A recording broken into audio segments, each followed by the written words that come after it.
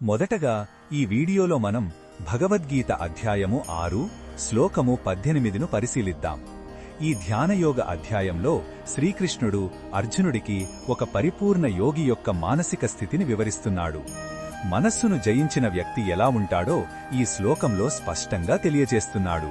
మొదటగా ఈ పవిత్ర శ్లోకాన్ని భక్తితో విందాం. యదా వినియతం చిత్తమాత్మన్యేవావతిష్ఠతే నిస్పృహః సర్వకామేభ్యో యుక్త ఇత్యుచ్యతే తదా.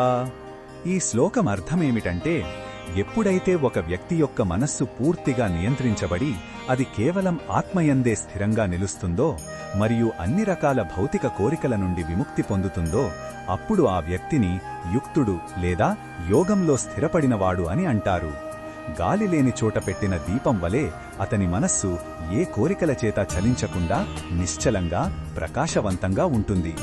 ఈ శ్లోకంలో ఉన్న భావం మనకు ఏమి చెప్తుందంటే, నిజమైన శాంతి, ఆనందం బయటి ప్రపంచంలో లభించవు, అవి మన అంతరంగంలోనే ఉన్నాయి. మనస్సు కోరికల వెంట పరిగెత్తినంత కాలం మనకు అశాంతి తప్పదు. ఎప్పుడైతే మనం మనస్సును అంతర్ముఖం చేసి ఆత్మయందు నిలుపుతామో అప్పుడు అలలు లేని సముద్రం వంటి ప్రశాంతతను అనుభవిస్తాము. ఇది కోరికలను బలవంతంగా అణచివేయడం కాదు, ఉన్నతమైన ఆనందాన్ని రుచి చూడటం ద్వారా చిన్న కోరికలు వాటంతటావే ప్రాముఖ్యతను కోల్పోవడం.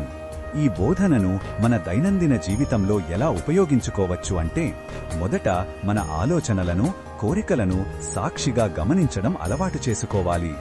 రోజు కొద్దిసేపు ధ్యానం చేయడం ద్వారా మనస్సును నిలకడగా ఉంచే శిక్షణ ఇవ్వవచ్చు. మన సంతోషం కోసం వస్తువులపై, వ్యక్తులపై లేదా పరిస్థితులపై ఆధారపడటం తగ్గించుకుని మనలో మనం సంతృప్తిని వెతుక్కోవాలి.